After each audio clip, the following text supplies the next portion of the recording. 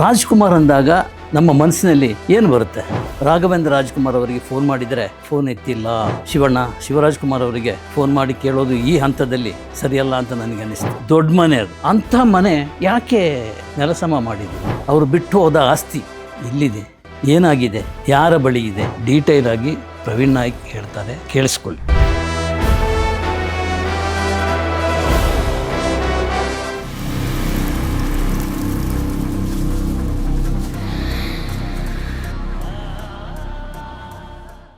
ನಮಸ್ಕಾರ. Ganesh Kasaragod, beyond limits. ಈ subject ಕೂಡ ಬಿಯಾಂಡ್ ಲಿಮಿಟ್ಸೇ. ಡಾಕ್ಟರ್ ರಾಜ್ಕುಮಾರ್, ವರನಟ ಡಾಕ್ಟರ್ ರಾಜ್ಕುಮಾರ್, ನಟ ಸಾರ್ವಭೌಮ ಡಾಕ್ಟರ್ ರಾಜ್ಕುಮಾರ್ ಅಂದಾಗ ನಮ್ಮ ಮನಸ್ಸಿನಲ್ಲಿ ಏನು ಬರುತ್ತೆ? ಒಂದು ಸ್ವಚ್ಛ ಬಿಳುಪಾದ ಕಲ್ಪನೆ, ಶ್ವೇತವರ್ಣ, ಅಲ್ಲಿ ಕಪ್ಪು ಚುಕ್ಕಿಗೆ ಅವಕಾಶನೇ ಇಲ್ಲ. ಅಂಥ ಒಂದು ವ್ಯಕ್ತಿತ್ವದ ಡಾಕ್ಟರ್ ರಾಜ್ಕುಮಾರ್ ಬರೀ ಹೆಸರಲ್ಲ, ಅದು ಕನ್ನಡದ ಅಸ್ಮಿತೆಯ ಸಾಕ್ಷಿ ಪ್ರಜ್ಞೆ. ಹೌದು, ಡಾಕ್ಟರ್ ರಾಜ್ಕುಮಾರ್ ನಮ್ಮ ಆಸ್ತಿ, ನಿಸ್ಸಂಶಯವಾಗಿಯೂ ನಮ್ಮ ಆಸ್ತಿ. ಆದರೆ ಅವರು ಬಿಟ್ಟು ಹೋದ ಆಸ್ತಿ ಇಲ್ಲಿದೆ, ಏನಾಗಿದೆ, ಯಾರ ಬಳಿ ಇದೆ, ಅದೇ ಈ ವಾರದ ಸಬ್ಜೆಕ್ಟ್. ಆ ವಿಚಾರವಾಗಿ ಹೇಳಲಿಕ್ಕೆ ಸ್ವಲ್ಪ ಆಮೇಲೆ ಹೇಳ್ತೀನಿ. ಈಗ ಪ್ರಸ್ತುತ ಅದೇ ವಿಚಾರವಾಗಿ ಕೇಳೋಣ ಅಂತ ನಮ್ಮ ರಾಘವೇಂದ್ರ ರಾಜ್ಕುಮಾರ್ ಅವರಿಗೆ ಫೋನ್ ಮಾಡಿದರೆ ಫೋನ್ ಎತ್ತಿಲ್ಲ, ಕರೆ ಸ್ವೀಕರಿಸುತ್ತಿಲ್ಲ. ಮೆಸೇಜ್ ಮಾಡಿದೆ, ಮೆಸೇಜಿಗೆ ಉತ್ತರ ಇಲ್ಲ. 10-12 ಸಲ ಫೋನ್ ಮಾಡಿದೆ, ಅದಕ್ಕೂ ಉತ್ತರ ಇಲ್ಲ. ಪಾಪ ಅವ್ರದ್ದೇ ಆದ ಸಮಸ್ಯೆ, ಅವರ ಕಾಯಿಲೆ, ಟ್ರೀಟ್ಮೆಂಟು ಇದರಲ್ಲಿ ಇದ್ದಿರ್ಬೋದು. ಅದಕ್ಕೆ ನಾನು ಬೇರೆ ಏನೋ ಅರ್ಥ ಕಲ್ಪಿಸೋದಿಲ್ಲ. ಹಾಗೆಲ್ಲ ಫೋನ್ ತೆಗೆಯದೇ ಇರುವಂಥ ವ್ಯಕ್ತಿಯಲ್ಲ ರಾಘಣ್ಣ. ಒಂದು 5 ವರ್ಷದ ಹಿಂದೆ ಫೋನ್ ಮಾಡಿದ ತಕ್ಷಣ ತಾವೇ ಎತ್ಕೊಳ್ತಾ ಇದ್ರು. ಅಪ್ಪಾಜಿ ಹೇಗಿದ್ದೀರಿ ಅಂತ ಕೇಳ್ತಾಯಿದ್ರು. ಮೆಸೇಜ್ ಮಾಡಿದ ತಕ್ಷಣ ಅಪ್ಪಾಜಿ ಕ್ಷೇಮವೇ ಅಂತ ಮೆಸೇಜ್ ಕೊಡ್ತಾಯಿದ್ರು. ಇಂಥ ರಾಘಣ್ಣ ಈ ಮುಖ್ಯವಾದ ವಿಚಾರ ಮಾತಾಡೋಣ ಅಂತ ಫೋನ್ ಮಾಡಿದರೆ ಫೋನಿಗೆ ಸಿಗಲಿಲ್ಲ.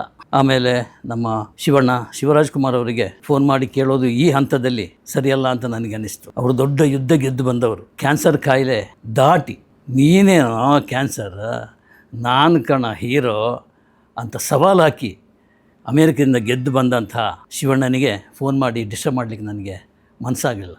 ಆದ್ದರಿಂದ ಇಲ್ಲಿ ಹೀಗೆ ಕೂತ್ಕೊಂಡು ನನ್ನ ಪ್ರವರವನ್ನು ಬಿಚ್ಚಲಿಕ್ಕೆ ಹೊರಟಿದ್ದೇನೆ. ನಾನು ಕೇಳಬೇಕಾದ್ದು ಇಷ್ಟೇ. ಆಸ್ತಿ ಏನಪ್ಪ ಅಂದರೆ, ರಾಜ್ಕುಮಾರ್ ಅವರು ಬಳಸ್ತಿದ್ದ ಶರ್ಟು, ಅವರು ಬಳಸ್ತಿದ್ದ ಪಂಚೆ, ಅವರು ಬಳಸ್ತಿದ್ದ ಚಪ್ಪಲಿ, ಅವರು ಬಳಸ್ತಿದ್ದ ವಾಚು, ಕನ್ನಡಕ, ಹಾಸಿಗೆ, ಮಂಚ, ಕೂತ್ಕೊಳ್ತಿದ್ದ ಚೇರ್, ಊಟ ಮಾಡ್ತಿದ್ದ ತಟ್ಟೆ, ಇವೆಲ್ಲ ಸಾಮಾನ್ಯ ಅನಿಸ್ಬೋದು ನಮಗೆ. ಆದರೆ ಅಭಿಮಾನಿಗಳ ದೃಷ್ಟಿಯಲ್ಲಿ, ಅವರಿಗೆ ಪ್ರಾಣ ಕೊಡುವಂಥ ಅಭಿಮಾನಿಗಳ ದೃಷ್ಟಿಯಲ್ಲಿ ಇದರದ್ದೇ ಆದ ಮಹತ್ವ ಇದೆ. ಮತ್ತು ಚಾರಿತ್ರಿಕವಾಗಿ, ಐತಿಹಾಸಿಕವಾಗಿಯೂ ಡಾಕ್ಟರ್ ರಾಜ್ಕುಮಾರ್ ಅವರು ಬಳಸ್ತಿದ್ದಂತಹ ಈ ಎಲ್ಲ ವಸ್ತುಗಳಿಗೆ ತನ್ನದೇ ಆದಂತಹ ಒಂದು ಮಹತ್ವವಿದೆ. ಆದರೆ ಈ ವಸ್ತುಗಳೆಲ್ಲ ಈಗ ಎಲ್ಲಿದೆ ಅಂತ ಕೇಳಲಿಕ್ಕೆ ಹೊರಟಾಗ ನನಗೊಬ್ಬರು ಸಿಕ್ಕಿದ್ರು, ಪ್ರವೀಣ್ ನಾಯಕ್. ಈ ಪ್ರವೀಣ್ ನಾಯ್ಕಿಗೂ ಡಾಕ್ಟರ್ ರಾಜ್ಕುಮಾರ್ ಅವಿನಾಭಾವ ಸಂಬಂಧ. ಪ್ರವೀಣ್ ನಾಯ್ಕ್ ಫೋಟೋಗ್ರಾಫರ್. ಅದು ಹೇಗೆ ರಾಜ್ಕುಮಾರ್ ಅವರ ಪ್ರೀತಿಯಲ್ಲಿ ಸಿಕ್ಕಾಕೊಂಡ್ರೆ ಗೊತ್ತಿಲ್ಲ, ಸಿಕ್ಕಾಪಟ್ಟು ಹಚ್ಕೊಂಡ್ಬಿಟ್ರು. ಪ್ರತಿಯೊಂದು ವಿಷಯ, ರಾಜ್ಕುಮಾರ್ ಅವರ ಮನೆಯಲ್ಲಿ ನಡೀತಿರೋಂಥ ಪ್ರತಿಯೊಂದು ವಿಷಯವನ್ನು ರಾಜ್ಕುಮಾರ್ ಅವರು, ಪಾರ್ವತಮ್ಮನವರನ್ನು ಬಿಟ್ಟರೆ ಮಾತಾಡ್ತಿದ್ದಿದ್ದು ನಮ್ಮ ಪ್ರವೀಣ್ ನಾಯ್ಕ್ ಜೊತೆ. ಹಾಗಾಗಿ ನಾನು ಪ್ರವೀಣ್ ನಾಯ್ಕ್ ಅವ್ರ ಕೇಳಿದೆ, ಈ ವಿಷಯ ಇದು ಏನು ಬೇಕಾಗಿತ್ತು ನನಗೆ, ಅವರು ಬಿಟ್ಟೋದ ಆಸ್ತಿಗಳು ಇದೆ. ನಾನು ಹೇಳಿದೆ ವಾಚು, ಕನ್ನಡಕ ಇತ್ಯಾದಿ ಎಲ್ಲಿದೆ ಅಂತ ನಿಮ್ಗೇನಾದರೂ ಗೊತ್ತಾ ಅಂತ ಹೇಳಿದಾಗ, ನನ್ನ ಹತ್ರ ಒಂದು 2 ಶರ್ಟ್ ಇದೆ ಅವ್ರದ್ದು ಅಂತ ಹೇಳಿದ್ರು. ಏನು ಹೇಳ್ತಾ ಇರೋದು ನೀವು? ರಾಜ್ಕುಮಾರ್ ಅವರ ಶರ್ಟ್ ನಿಮ್ಮ ಹತ್ರ ಇದೆಯಾ ಅಂತ ಕೇಳಿದೆ. ಹೌದು ರೀ, ರಾಜಣ್ಣವರು ಹೋದ್ಮೇಲೆ ಪಾರ್ವತಮ್ಮ ಒಂದ್ಸಲ ಕರೆದು ನನಗೆ ಅವರು ಉಪಯೋಗಿಸಿದ 2 ಶರ್ಟ್ ಕೊಟ್ಟರು. ಅದು ಅಮೂಲ್ಯವಾದ್ದು, ತುಂಬ ಅಮೂಲ್ಯವಾದ್ದು. ಅದರ ಜೊತೆ 2 ಹೊಸ ಶರ್ಟನ್ನು ಕೊಟ್ಟರು. ಆಗ ಪಾರ್ವತಮ್ಮ ಹೇಳಿದಂತೆ, ಹಳೆ ಶರ್ಟ್ ಕೊಟ್ಟೆ ಅಂತ ಬೇಜಾರು ಮಾಡಬೇಡಪ್ಪ, ಅದಕ್ಕಾಗಿ ಹೊಸ ಶರ್ಟ್ ಕೊಡ್ತಾ ಇದ್ದೀನಿ, ಇಟ್ಕೊಂಡಿರು ಅಂತ. ಸೊ ಅಂಥ ಕೆಲವು ವಸ್ತುಗಳು ಪ್ರವೀಣ್ ನಾಯ್ಕ್ ಹತ್ರ ಇದೆ. ಅದರ ಫೋಟೋ ಬೇಕು ಅಂತ ಹೇಳಿದ್ದೀನಿ, ಕೊಟ್ಟರು ಕೊಡ್ಬೋದು, ಅಥವಾ ವಸ್ತು ಇರ್ಬೋದು, ಅದರ ಫೋಟೋ ಇರ್ತೋ ಇಲ್ವೋ ಗೊತ್ತಿಲ್ಲ, ನೋಡೋಣ. ಕೊಟ್ಟರೆ ನಿಮಗೆ ತೋರಿಸೋದಿದ್ದೇ ಇದೆ. ಇದು ಆಸ್ತಿಯ ವಿಷಯ, ಡಾಕ್ಟರ್ ರಾಜ್ಕುಮಾರ್ ಅವರು ಬಿಟ್ಟು ಹೋದಂತಹ ಅಮೂಲ್ಯವಾದ ಕೊಡುಗೆಗಳ ವಿಷಯ. ಇಂಥ ನಾನು ಹೇಳಿದಂಥ, ಈಗ ಹೇಳಿದ್ನಲ್ಲ, ಇಂಥ ವಸ್ತುಗಳು, ರಾಜ್ಕುಮಾರ್ ಅವರು ಉಪಯೋಗಿಸಿದಂತಹ ವಸ್ತುಗಳು ಎಲ್ಲಿದೆ? ಅದನ್ನು ಮ್ಯೂಸಿಯಂನಲ್ಲಿ ಇಡಬಹುದತ್ತಲ್ಲ. ಒಂದು ಮ್ಯೂಸಿಯಂ ಥರ ನೆನಪಾದಾಗ ನನಗೆ ನೆನಪಾಗುವುದು ಡಾಕ್ಟರ್ ರಾಜ್ಕುಮಾರ್ ಅವರ ಮನೆ, ಬಂಗಲ, ಸದಾಶಿವನಗರದಲ್ಲಿದ್ದಂತಹ ಒಂದು ಕಾಲದ ಮನೆ. ಬೇರೆ ಯಾವ ವಸ್ತುವೂ ಅಲ್ಲ, ಆ ಮನೆಯೇ ಒಂದು ಮ್ಯೂಸಿಯಂ. ಆ ಮನೆಯೇ ಒಂದು ಕಾಪಾಡಬೇಕಾದಂಥ ಅತ್ಯದ್ಭುತವಾದಂಥ ವಿಷಯ, ವಸ್ತು. ಮನೆ ಹೇಗಿತ್ತು, ಆಹಾ, ಅದರ ವರ್ಣನೆ ಅಯ್ಯೋ ಸಾಧ್ಯನೇ ಇಲ್ಲ, ಅದ್ಭುತ. ತುಂಬ ಪ್ರೀತಿಯಿಂದ ಅದನ್ನು ಪರ್ಚೇಸ್ ಮಾಡಿದ್ದು ರಾಜ್ಕುಮಾರ್ ಅವರು. ಸ್ವಲ್ಪ ಫ್ಲ್ಯಾಶ್ ಬ್ಯಾಕಿಗೆ ಹೋಗಬೇಕು. ಆ ಕಾಲದಲ್ಲಿ ರಾಜ್ಕುಮಾರ್ ಅವರು ಚೆನ್ನೈನಲ್ಲಿದ್ದರು. ಚೆನ್ನೈನಲ್ಲಿ ಇಡೀ ಚಿತ್ರರಂಗವೇ ಚೆನ್ನೈನಲ್ಲಿ, ಕನ್ನಡ ಚಿತ್ರರಂಗ ಚೆನ್ನೈನಲ್ಲಿದ್ದರಿಂದ ಸೊ ಅಲ್ಲೇ ಶೂಟಿಂಗ್ನಲ್ಲಿ ಅಲ್ಲೇ ಮನೆ ಎಲ್ಲ ಮಾಡಿಕೊಂಡು ಶೂಟಿಂಗ್ ಹೋಗ್ತಾಯಿದ್ರು. ಸೊ ಮನೇನು ತೊಗೊಂಡಿದ್ದರು. ಬೆಂಗಳೂರಿಗೆ ಬಂದಾಗ ಉಳ್ಕೊಳ್ಳಿಕ್ಕೆ ಒಂದು ಜಾಗ ಬೇಕಿತ್ತು. ಆ ಜಾಗ ಅವರು ಉಪಯೋಗಿಸ್ತಿದ್ದು, ಬಾಡಿಗೆ ಕೊಟ್ಟು ಉಪಯೋಗಿಸ್ತಿದ್ದ ಜಾಗ ಅಂದರೆ ಹೋಟೆಲ್ ಐಲ್ಯಾಂಡ್ಸ್. ಈಗ ಆ ಐಲ್ಯಾಂಡ್ಸ್ ಕೂಡ ಮಂಡಪಾಲಾಗಿದೆ. ಅದರ ಮೇಲೆ ದೊಡ್ಡ 5 ಸ್ಟಾರ್ ಹೋಟೆಲ್, ಗಗನಚುಂಬಿ ಹೋಟೆಲ್ ಸ್ಥಾಪನೆ ಆಗಿದೆ. ಅದು ಬೇರೆ ಕತೆ. ಹಾಗೆ ರಾಜ್ಕುಮಾರ್ ಅವರು ಬೆಂಗಳೂರಿಗೆ ಶೂಟಿಂಗ್ ಬಂದಾಗ ಉಳ್ಕೊಳ್ತಿದ್ದ ಹೈಲ್ಯಾಂಡ್ಸ್ ಹೋಟೆಲ್. ಇನ್ನೂ ಹಿಂದೆ ಹೋದಾಗ 1954 ಸಮಯದಲ್ಲಿ ಬೇಡರ ಕಣ್ಣಪ್ಪ ಸಿನಿಮಾ ಬಂದಾಗ ಅದರ ಪೂರ್ತಿ ಶೂಟಿಂಗ್ ನಡೆದಿರೋದು AVM ಸ್ಟುಡಿಯೋದಲ್ಲಿ. AVM ಸ್ಟುಡಿಯೋದ ಓನರ್ ಇವರಿಗೆ ತುಂಬ ಆತ್ಮೀಯರು ಡಾಕ್ಟರ್ ರಾಜ್ಕುಮಾರ್ ಅವರಿಗೆ.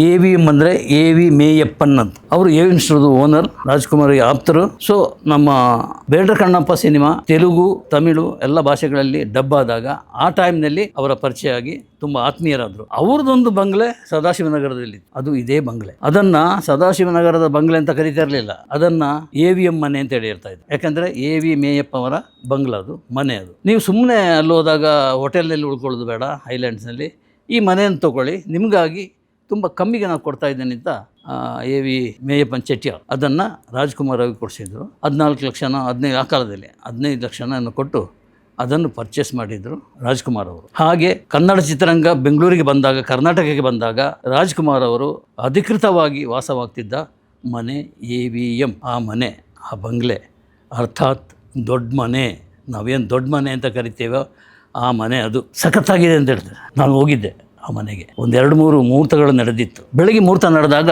ರಾಜ್ಕುಮಾರ್ ಅವರು ಮುಹೂರ್ತ ಆದ ಕೂಡಲೇ ಒಂದು ಪ್ರೆಸ್ ಮೀಟ್ ಇರ್ತಾ ಇತ್ತು. ಆ ಪ್ರೆಸ್ ಮೀಟಿಗೆ ಕೂತ್ಕೊಂಡಾಗ ಫಸ್ಟ್ ನಾವು ತಿಂಡಿ ತಿನ್ನೋಣ, ಕಾಫಿ ಕುಡಿಯೋಣ, ಆಮೇಲೆ ಪ್ರೆಸ್ ಮೀಟ್ ಆಯಿತು. ಆಮೇಲೆ ಏನಾದರೂ ಮಾತಾಡೋದಿದ್ದೇ ಇದೆ ಅಂತೇಳಿ ನಮ್ಮನ್ನೆಲ್ಲ ಕರ್ಕೊಂಡು ಹೋಗ್ತಾಯಿದ್ರು. ಆ ಮನೆಯ ಓನರ್ ರಾಜ್ಕುಮಾರ್ ನಮ್ಮ ಹಾಗೆ ಪತ್ರಕರ್ತರ ಹಾಗೆ ಕ್ಯೂನಲ್ಲಿ ನಿಂತು ತಿಂಡಿ ತಗೋತಾ ಇದ್ರು. ಒಂದು ಪ್ರೆಸ್ ಮೀಟಿಗೆ ಹೋದಾಗ ನಾನು ನಿಂತಿದ್ದ, ನನ್ನ ಹಿಂದೆ ರಾಜ್ಕುಮಾರ್ ಅವರು. ನಾನು ಕೈ ಹಾಕಿದೆ, ಇಡ್ಲಿ ತಿನ್ನೋಣ ಅಂತೇಳಿ ಇಡ್ಲಿ ತೊಗೊಂಡೆ. ತುಂಬ ಚೆನ್ನಾಗಿದೆ, ತುಂಬ ಚೆನ್ನಾಗಿದೆ, ಸಾಂಬಾರು ಹಾಕಿ ತಿನ್ನಿ, ಇಲ್ಲಿ ಚಟ್ನಿ ಇದೆ, ಚಟ್ನಿ ಹಾಕಿ ತೊಗೊಳ್ಳಿ, ಆಮೇಲೆ ಅಲ್ಲಿ ನೋಡಿ ಮಸಾಲೆ ದೋಸೆ ಅದ್ಭುತವಾಗಿದೆ, ಅದನ್ನು ತೊಗೊಳ್ಳಿ ಅಂತೇಳಿ ತಾವೇ ಕೈಯಾರ ತೆಗೆದು ಒಂದು ಮಸಾಲೆ ದೋಸೆಯನ್ನು ನನ್ನ ಪ್ಲೇಟ್ನಲ್ಲಿ ಹಾಕಿದ್ರು. ಇದೆಲ್ಲ ಆ ಮನೆ ಬಗ್ಗೆ ಹೇಳಿದಾಗ ನನಗೆ ನೆನಪಾಗುವ ಕೆಲವು ಘಟನೆಗಳು. ಆಮೇಲೆ ರಾಜ್ಕುಮಾರ್ ಅವರು ಅವರನ್ನು ವೀರಪ್ಪನ ಕಾಡಿಗೆ ಕರ್ಕೊಂಡು ಹೋದಾಗ ಎಲ್ಲ ಏನು ಪ್ರೆಸ್ ಮೀಟ್ಗಳು ಎಲ್ಲ ನಡೆದಿದ್ದು ಅದೇ ಮನೆಯಲ್ಲಿ. ನಾವು ದಿನ ಬೆಳಗಾದರೆ ಓಡಾಡ್ಕೊಂಡಿದ್ದಂಥ ಮನೆ ಅದು. ಅಲ್ಲೇ ಶಿವಣ್ಣನನ್ನು ಇಂಟರ್ವ್ಯೂ ಮಾಡಿದ್ವಿ, ರಾಘಣ್ಣನ ಇಂಟರ್ವ್ಯೂ ಮಾಡಿದ್ವಿ. ಸೊ ಅದು ಮನೆ ದೊಡ್ಡ ಮನೆ. ಅದು ಅಂಥ ಮನೆ ಯಾಕೆ ನೆಲಸಮ ಮಾಡಿದ್ರು? ಅದೊಂದು ಮ್ಯೂಸಿಯಂ ಆಗಿತ್ತು, ಅದರಲ್ಲಿ ರಾಜ್ಕುಮಾರ್ ಅವರ ಜೀವ ಇತ್ತು, ಅದರಲ್ಲಿ ರಾಜ್ಕುಮಾರ್ ಅವರ ಉಸಿರಿತ್ತು. ಅಂಥ ಮನೆಯನ್ನ ಕೆಡವಲಿಕ್ಕೆ ಹೇಗೆ ಮನಸ್ಸು ಬಂತು? ನನಗೆ ಆಶ್ಚರ್ಯ ಆಗ್ತದೆ. ಏನೋ ಹೇಳ್ಬೋದು, ವಾಸ್ತು, ಇನ್ನೊಂದು ಕಾರಣ, ತುಂಬ ಹಳೇದಾಯಿತು, ಎಂಥದೋ ಕಾರಣ ಇರ್ಬೋದು. ಏನೇ ಆಗಿದ್ದರೂ ಕೂಡ ರಾಜ್ಕುಮಾರ್ ಅವರ ನೆನಪಿಗಾಗಿ ಆ ಮನೆಯನ್ನು ಹಾಗೇನೆ ಇಡಬೇಕಾಗಿತ್ತು. ಇದು ನನ್ನ ಸ್ಪಷ್ಟ ಅಭಿಪ್ರಾಯ. ಆಮೇಲೆ ರಾಜ್ಕುಮಾರ್ ಅವರು ಉಪಯೋಗಿಸ್ತಿದ್ದ ಎಲ್ಲ ವಸ್ತುಗಳನ್ನು ಅಲ್ಲಿ ತಂದು ಇಡಬಹುದಾಗಿತ್ತು. ಅದನ್ನೇ ಒಂದು ಮ್ಯೂಸಿಯಂ ಆಗಿ ಮಾಡಿಕೊಂಡು ಈಗಿನ ಜನತೆ, ಈಗಿನ ಪೀಳಿಗೆಗೆ ರಾಜ್ಕುಮಾರ್ ಅಂದರೆ ಏನು, ರಾಜ್ಕುಮಾರ್ ಬಳಸ್ತಿದ್ದ ವಸ್ತುಗಳು ಹೇಗಿವೆ ಅಂತ ನೋಡಲಿಕ್ಕೆ ಒಂದು ಅವಕಾಶ ಇತ್ತು. ನೀವು ನೋಡಿ, ಸುದೀಪ್ ಅಮ್ಮ ತೀರ್ಕೊಂಡಾಗ ಅಮ್ಮ ಡೈಲಿ ಕೂರ್ತಿದ್ದ ಆ ಚೇರನ್ನು ಇಟ್ಟು ಅದಕ್ಕೊಂದು ಅಲಂಕಾರ ಮಾಡಿ ಅಲ್ಲಿ ಕೆಳಗೆ ಅವರ ಪಾದರಕ್ಷೆ, ಅವರ ಚಪ್ಪಲಿಯನ್ನು ಇಟ್ಟು ಪೂಜೆ ಮಾಡ್ತಾ ಇದ್ದಾರೆ ಅಂದರೆ ಅದು ನೆನಪು, ಅದು ಪ್ರೀತಿ. ಹೀಗಿರುವಾಗ ಅಂಥ ರಾಜ್ಕುಮಾರ್, ನಾವು ಯಾರು ನಟ ಸಾರ್ವಭೌಮ ಅಂತ ಹೇಳ್ತಿದ್ದೀವ, ಅಂಥ ರಾಜ್ಕುಮಾರ್ ಅವರು ಉಪಯೋಗಿಸಿದ ವಸ್ತುಗಳು ಅಲ್ಲಿ ಇರಬೇಕಾಗಿತ್ತಲ್ಲ. ಇಲ್ಲ, ಅದಾಗಿಲ್ಲ. ಯಾಕೆ ಗೊತ್ತಿಲ್ಲ. ಬಿಲ್ಡಿಂಗ್ ಅನ್ನ, ಆ ಬಂಗ್ಲೆನ, ಆ ದೊಡ್ಡ ಮನೆಯನ್ನ ಹೊಡೆದು ಅಲ್ಲಿ ಟ್ವಿನ್ ಹೌಸ್ ಅನ್ನ ಕಟ್ಟಲಾಯಿತು. ಆದರೆ ಒರಿಜಿನಲ್ ಆಗಿ ಅದನ್ನ ದೊಡ್ಡ ಮನೆ ಅಂತ ಕರೀತಿರೋದು ಇವತ್ತಿಗೂ ಕೂಡ ಅದು ದೊಡ್ಡ ಮನೆಯಾಗಿಯೇ ಉಳಿದಿದೆ. ಯಾರೇ ಸದಾಶಿವನಗರದ ಬಂಗ್ಲೆಗೆ ಸಂಬಂಧಪಟ್ಟು ಮಾತಾಡೋದಿದ್ರೆ ದೊಡ್ಡ ಮನೆಯ ಹುಡುಗರು, ದೊಡ್ಡ ಮನೆಯ ಫ್ಯಾಮಿಲಿ, ದೊಡ್ಡ ಮನೆಯ ಕುಟುಂಬ ಅಂತೇಳೇ ಹೇಳೋದು. ಯಾಕಂದ್ರೆ ದೊಡ್ಡ ಮನುಷ್ಯರೇ ಅಲ್ಲಿ ಜೀವನ ಮಾಡಿದ್ರು, ತುಂಬಾ ದೊಡ್ಡ ಮನುಷ್ಯರೇ. ಕನ್ನಡ ಚಿತ್ರರಂಗ ಮಾತ್ರ ಅಲ್ಲ, ಸಾಂಸ್ಕೃತಿಕ ಲೋಕದ ಒಂದು ಐಡಲ್ ಡಾಕ್ಟರ್ ರಾಜ್ಕುಮಾರ್. ಸುಮ್ಮನೆ ಅಲ್ಲ, ಕಷ್ಟ ಬಿದ್ದಿದ್ದಾರೆ. ಆರಂಭದಲ್ಲಿ ನಷ್ಟ ಇತ್ತು, ಆರಂಭದಲ್ಲಿ ದುಡ್ಡು ಇರಲಿಲ್ಲ, ಫಜೀತಿ ಪಟ್ಟಿದ್ದಾರೆ, ಎಲ್ಲ ನಟರಾಗೋ ಫಜೀತಿ ಪಟ್ಟಿದ್ದಾರೆ. ಅದನ್ನೆಲ್ಲ ಮೀರಿ ಪಾರ್ವತಮ್ಮನ ಜೊತೆ ಸೇರಿಕೊಂಡು ಒಂದು ಸಾಮ್ರಾಜ್ಯ ಕಟ್ಟಿದ್ದಾರಲ್ಲ, ವಜ್ರೇಶ್ವರಿ ಸಾಮ್ರಾಜ್ಯ. ಅದು ಗಾಂಧಿನಗರದಲ್ಲಿ ಇವತ್ತು ವಜ್ರೇಶ್ವರಿಯಾಗಿಯೇ ಇದೆ. ಆದರೆ ದೊಡ್ಡ ಮನೆ ಯಾಕೆ ಇಲ್ಲ? ಯಾರ ಹತ್ರ ಕೇಳೋದು? ಇಲ್ಲಿ ನಾನು ಮಾತಾಡಿ ಹೊರಗೆ ಹೋದ್ಮೇಲೆ ಸಿಗ್ಬೋದು, ಶಿವಣ್ಣ ಸಿಗ್ಬೋದು, ರಾಘಣ್ಣ ಸಿಗ್ಬೋದು, ನಾನು ವಿಚಾರಿಸ್ಬೋದು. ಆಗ ಯಾಕೆ ಅದು ಹಾಗೆ ಆಯಿತು ಎನ್ನುವುದರ ಬಗ್ಗೆ ಡೀಟೇಲ್ ನಾನು ಕೊಡಬಲ್ಲೆ. ಇದು ಪ್ರಾಮಿಸ್. ಆಮೇಲೆ ಈ ದೊಡ್ಡ ಮನೆ ಬಗ್ಗೆ ಹೆಚ್ಚಿನ ವಿವರ ತುಂಬ ಹತ್ತಿರದಿಂದ ಬರಲಂತಹ, ನಾನು ಮೊದಲೇ ಹೇಳಿದ್ನಲ್ಲ, ಪ್ರವೀಣ್ ನಾಯ್ಕ್ ಅವರು ಹೇಳಿದ್ದಾರೆ. ಅವ್ರು ಹೇಳ್ತಾರೆ ಅದನ್ನು ನೆಲಸಮ ಮಾಡ್ತದೆ ಅಂತ, ಆ ಮನೆಯನ್ನು ಕೆಡವಿ ನೆಲಸಮ ಮಾಡ್ತದೆ ಅಂತ ಗೊತ್ತಾದಾಗ ಇದೇ ಪ್ರವೀಣ್ ನಾಯ್ಕ್ ಓಡೋಗಿ ಕೊನೆಯ ಚಿತ್ರನ, ಆ ಬಂಗಲೆಯ ಕೊನೆಯ ಫೋಟೋನ ತೆಗೆದಿರೋದು ಈ ಪ್ರವೀಣ್ ನಾಯ್ಕ್. ಒಳಗೋದ್ರು, ಹೊರಗಡೆ ವಿಶಾಲವಾದ, ಆಮೇಲೆ ಒಂದು 18 ಕಾರು ನಿಲ್ಲಿಕ್ಕಿರೋ ಜಾಗ ಇದ್ದ ಮಹಡಿ. ಒಂದು ನೆನಪಾಗ್ತದೆ ನನಗೆ, ಡಾಕ್ಟರ್ ರಾಜ್ಕುಮಾರ್ ಅವರು ಅಭಿನಯಿಸುವುದನ್ನು ನಿಲ್ಲಿಸಿದಾಗ, ಆ್ಯಕ್ಟ್ ಮಾಡೋದನ್ನು ನಿಲ್ಲಿಸಿದಾಗ ಅವರ ಅಭಿಮಾನಿಗಳು ಆ ಮನೆಯ ಮುಂದೆ ಒಂದು ದೊಡ್ಡ ಗಲಾಟೆ ಮಾಡಿದ್ರು. ಆ್ಯಕ್ಟ್ ಮಾಡಬೇಕು, ನೀವು ಅಭಿನಯ ನಿಲ್ಲಿಸಬಾರ್ದು, ಮುಂದುವರಿಬೇಕು ಎಲ್ಲ ರಕ್ತದಲ್ಲಿ ಬರೆದ್ರು, ಕೈ ಕುಯ್ಕೊಂಡ್ರು, ಏನೇನೋ ಆಯಿತು. ಆಗ ಅದೇ ಮನೆ ಮೇಲೆ ಹೊರಗಡೆ ಬಂದು ಕೈ ಆಡಿಸ್ಕೊಂಡು, ಇಲ್ಲ ನಾನು ಆ್ಯಕ್ಟ್ ಮಾಡ್ತೀನಿ, ನಿಮಗೆ ಬೇಕಾಗಿ ನಾನು ಅಭಿನಯಿಸ್ತೀನಿ ಅಂತೇಳಿ ಪ್ರಾಮಿಸ್ ಮಾಡಿದ್ದು. ಆ ಫೋಟೋ ಕೂಡ ಈಗ ನಮ್ಮ ಹತ್ರ ಇದೆ. ಅಂಥ ಮನೆ ಇಲ್ಲ ಈಗ, ದೊಡ್ಡ ಮನೆ ಹೆಸರು ಮಾತ್ರ ಉಳ್ಕೊಂಡಿದೆ. ಆ ಮನೆಯ ಬಗ್ಗೆ ಡೀಟೇಲ್ ಆಗಿ ಪ್ರವೀಣ್ ನಾಯ್ಕ್ ಹೇಳ್ತಾರೆ, ಕೇಳಿಸ್ಕೊಳ್ಳಿ. ಸದಾಶಿವನಗರದಲ್ಲಿ ಒಂದು ಮನೆ ಇತ್ತಲ್ಲ, ಹೌದು, ಆ ಕಾಲದಲ್ಲಿ ಆ ಮನೆ ಬಗ್ಗೆ ಏನಾದ್ರು ಹೇಳಲಿಕ್ಕೆ ಉಂಟಾ ನಿಮ್ಮ ಹತ್ರ? ಅದು ಹೊಡಿತಾರೆ ಅಂತ ಅಂದಾಗ ನಾನು ಒಂದ್ ನಿಮಿಷ ಅಂದ್ಬಿಟ್ಟು ಎಲ್ಲ ಫೋಟೋ ತಗೊಂಡೆ, ಆ ಕಡೆ ಈ ಕಡೆ ಎಲ್ಲ ಸುತ್ತಾಡಿ. ಯಾಕಂದ್ರೆ ಹೊಡಿಯೋದು ಅಂತ ಕನ್ಫರ್ಮ್ ಆದಾಗ, ಯಾಕಂದ್ರೆ ಆ ಸಮಯದಲ್ಲಿ ಅವ್ರು ಇರ್ಲೇ ಇಲ್ವಲ್ಲ, ಅದರಿಂದ. ಬಟ್ ಏನಂದ್ರೆ ಆ ಮನೆ ಬಗ್ಗೆ ಒಂದಷ್ಟು ವಿಷಯ ಗೊತ್ತು ನನಗೆ. ಅಂದ್ರೆ ಅವ್ರಿಗೆ ಅಂತ ಅಂದ ತಕ್ಷಣ ಅವ್ರು ಎ.ಬಿ.ಎಂ ಮನೆ ಅಂತ ಫೇಮಸ್ ಅದು. ಅವರು ಓಕೆ ಅಂದ್ಬಿಟ್ಟು ಅವ್ರಿಗೆ ನಿಮಗಾದ್ರೆ ಈ ರೇಟ್, ಬೇರೆಯವ್ರಿಗಾದ್ರೆ ಇಷ್ಟು ಅನ್ಕೊಂಡಿದ್ದೆ, ನಿಮ್ಗಾದ್ರೆ ಇಷ್ಟು ಅಂತೇಳಿ ಒಂದೊಳ್ಳೆ ಡಿಸ್ಕೌಂಟ್ ಕೊಡ್ತಾರೆ ರಾಜ್ಕುಮಾರ್. ಯಾಕಂದ್ರೆ ಅವ್ರು ಇದರಿಂದ ಫಸ್ಟ್ ಬಂದಿದ್ದಲ್ಲ, ಅವ್ರು ಬೇಡ್ರ ಕಣ್ಣಪ್ಪ ಇಂದ, ಅದ್ರಿಂದ ಅವ್ರಿಗೂ ಅವಾಗಪ್ಪ ಇಷ್ಟು ದೊಡ್ಡ ಮನೆ ಅಂತ ಅನ್ನಿಸ್ತಾ ಇತ್ತು. ಯಾಕಂದ್ರೆ ಹೆಚ್ಚು ಕಮ್ಮಿ 18 ಕಾರ್ ನಿಲ್ಲಿಸಬಹುದು ಅಲ್ಲಿ ಕೆಳಗಡೆ, ಅಷ್ಟು ದೊಡ್ಡ ಮನೆ ಲೆಕ್ಕ ಅಲ್ವಾ ಅದು. ಆವಾಗ ಮೇಲೆ ಇನ್ನೊಂದಷ್ಟು ಇದ್ರಲ್ಲಿ ಪುನೀತ್ ಇದ್ರು, ಮೇಲೊಂದು ಕಟ್ಕೊಂಡು, ಅಂದ್ರೆ ಅದ್ರ ಮೇಲಿನ ಭಾಗದಲ್ಲಿ. ಕೆಳಗಡೆ ರಾಘಣ್ಣ, ರಾಜ್ಕುಮಾರ್ ಅವರು ಇದ್ರು. ಶಿವಣ್ಣ ಅವ್ರದ್ದು ಮೊದ್ಲಿಂದ ನಮ್ಮ ಮೇಲೆ ಬೇರೆನೆ ಇತ್ತಲ್ಲ, ಆಮೇಲೆ ಅಲ್ಲಿಂದ ಇದಕ್ಕೆ ಹೋದ್ರು ಮಾನ್ಯತಾ ಟೆಕ್ ಪಾರ್ಕ್ಗೆ. ಈ ಮನೆ ಏನಂದ್ರೆ ಅವ್ರಿಗೆ ಬಹಳ ಖುಷಿ ಕೊಟ್ಟ ಮನೆ ಮಾತ್ರ.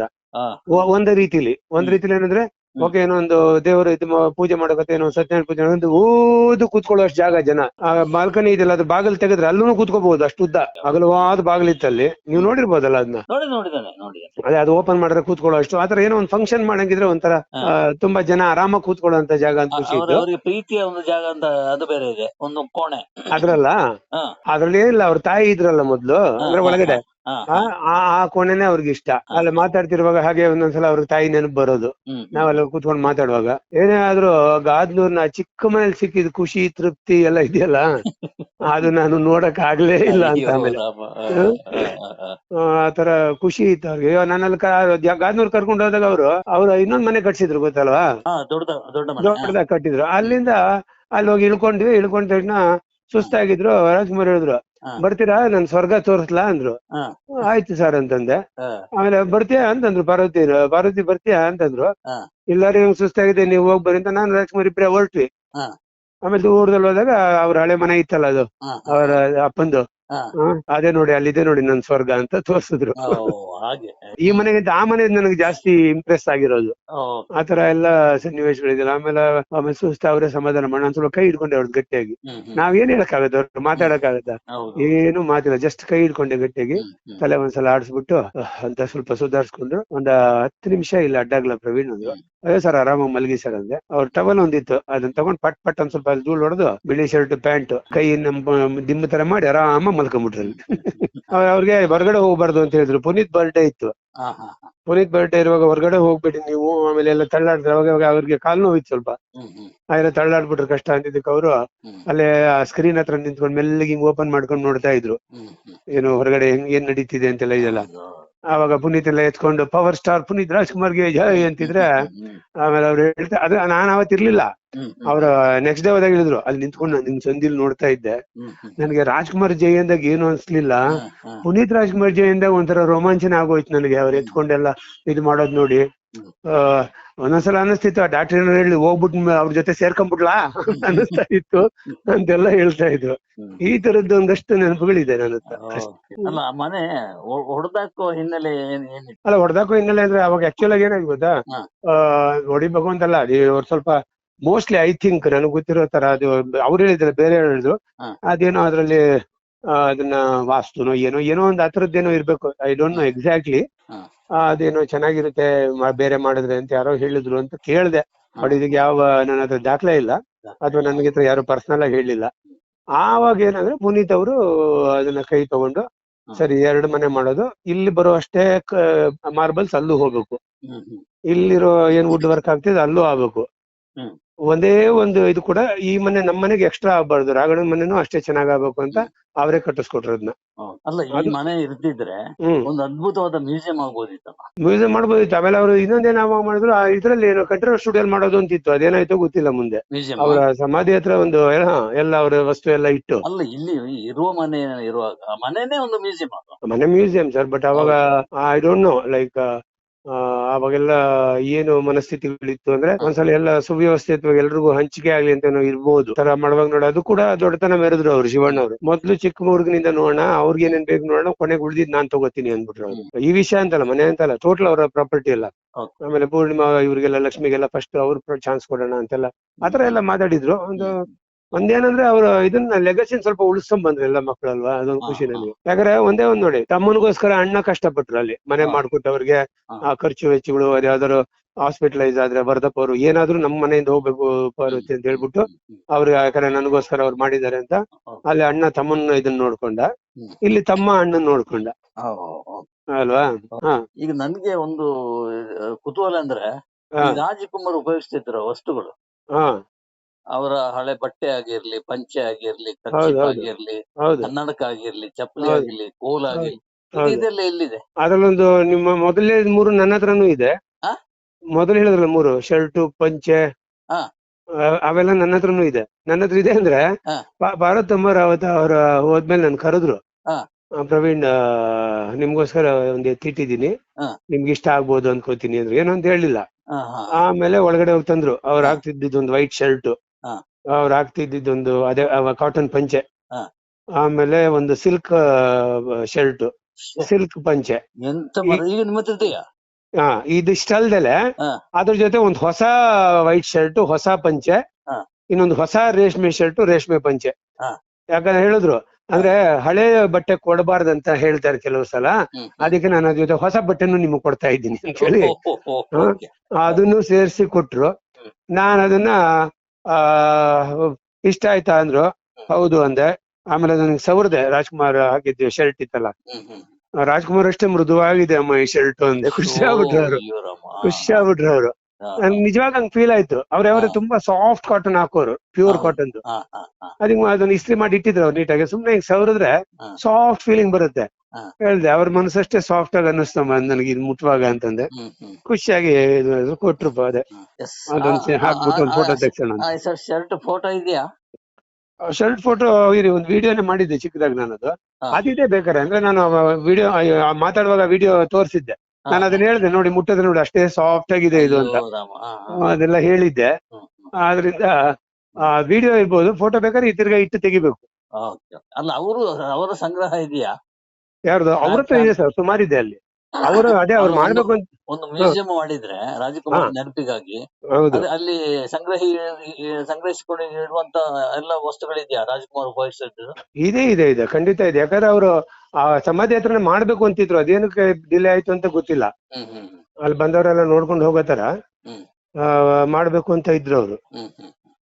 ಸೊ ಬಟ್ ಅದೇನೋ ಮುಂದುವರಿತು, ಮುಂದೂಡಿತು, ಏನಕ್ಕೆ ಗೊತ್ತಿಲ್ಲ. ಬಟ್ ಅವ್ರ ಮನೆ ಹೊಡೆದಿದ್ದು ಇದಕ್ಕೆ ತೆಗಿಯಕ್ ಕಾರಣ ಗೊತ್ತಿಲ್ಲ. ತುಂಬಾ ಜನ ಬೇಡ ಅಂತಿದ್ರು, ಬೇಕು ಅಂತಿದ್ರು, ಎಲ್ಲ ಇತ್ತು. ಬಟ್ ಎಕ್ಸಾಕ್ಟ್ ಕಾರಣ ಗೊತ್ತಿಲ್ಲ. ಬಹುಶಃ ರಾಘಣ್ಣನ್ ಕೇಳಿದ್ರೆ ಗೊತ್ತಾಗ್ಬೋದು. ನಮಸ್ಕಾರ.